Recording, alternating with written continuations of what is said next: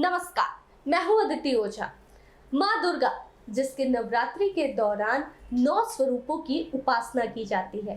15 अक्टूबर से शारदीय नवरात्रि शुरू हो रही है। इस दौरान साधक माँ दुर्गा की उपासना करते हैं और कई साधक 9 दिनों तक व्रत भी रखते हैं, तो वहीं कुछ लोग कलश स्थापना भी करते हैं। माँ दुर्गा के सामने अखंड ज्योति जलाई जाती है। आखिर क्या होती है अखंड ज्योति? इस बार माँ दुर्गा किस वाहन पर आ रही है, इसी के बारे में आज हम आपसे चर्चा करेंगे।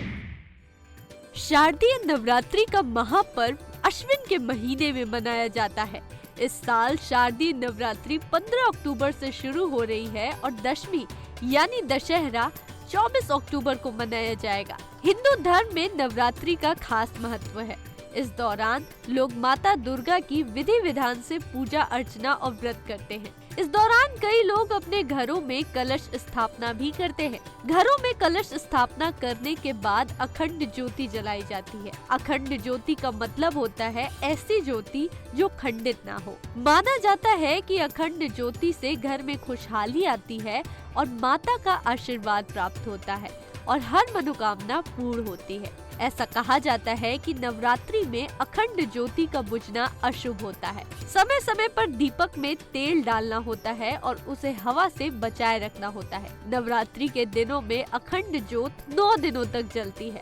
इसके बाद इसे ठंडा करके किसी नदी या तालाब में विसर्जित कर दिया जाता है। वहीं अखंड ज्योति जलाने के कुछ नियम होते हैं जिनका पालन करना आवश्यक होता है। नवरात्रि में अखंड ज्योति जलाने का पहला नियम ये है कि ज्योति की देखरेख के लिए कोई न कोई उसके आसपास जरूर होना चाहिए। साथ ही अखंड ज्योति जलाने से पहले माँ की आराधना करनी चाहिए। यही नहीं, ज्योति प्रज्वलित करने के लिए कलश या फिर चौकी का ही प्रयोग करना चाहिए। और अखंड ज्योति को जलाने से पहले भगवान गणेश, माँ दुर्गा की आराधना करनी चाहिए। साथ ही माँ दुर्गा मंत्र ओम जयंती मंगला काली भद्रकाली कृपालिनी दुर्गा क्षमा शिवा धात्री स्वाहा स्वधा नमोस्तुते का जाप करना चाहिए। अखंड ज्योति को हवा से बचा कर रखना और ध्यान रखना चाहिए कि अखंड ज्योति 9 दिनों तक किसी भी हालत में ना बुझे। जैसे ही दीपक में घी या तेल कम हो, तुरंत डाल देना चाहिए। 9 दिन बाद भी दीपक को बुझाना नहीं चाहिए, बल्कि उसे खुद बुझने देना चाहिए। अगर इस नियम से आप घर में अखंड ज्योत जलाते हैं तो माँ भगवती का आशीर्वाद प्राप्त होता है, साथ ही घर में खुशहाली आती है। अब आइए जानते हैं कलश स्थापना का शुभ मुहूर्त क्या है। ज्योतिष शास्त्र के अनुसार कलश स्थापना हमेशा अभिजीत मुहूर्त और प्रतिपदा तिथि में करना शुभ माना गया है। इस बार 15 अक्टूबर को अभिजीत मुहूर्त प्रातः 11:38 से शुरू हो रहा है और दोपहर 12:23 तक रहेगा। इसके बाद 12:24 से वैधृति योग शुरू हो जाएगा।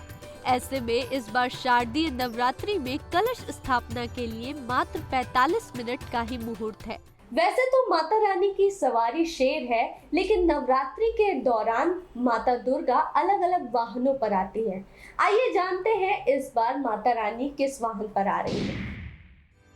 इस बार देवी दुर्गा हाथी पर सवार होकर अपने भक्तों से मिलने आएंगी। देवी भागवत पुराण के मुताबिक देवी दुर्गा का हाथी पर आगमन अत्यंत शुभ माना जाता है। हाथी वाहन धन धान्य और सुख समृद्धि का प्रतीक माना जाता है।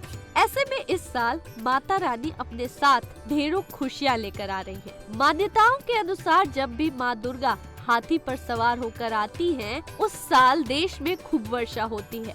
देश में धन धान्य और समृद्धि में बढ़ोतरी होती है। अभी के लिए बस इतना ही। फिर हाजिर होंगे धर्म से जुड़े कुछ और रोचक जानकारियों के साथ। तब तक जुड़े रहिए हमारे साथ और देखते रहिए खबर फास्ट। नमस्कार।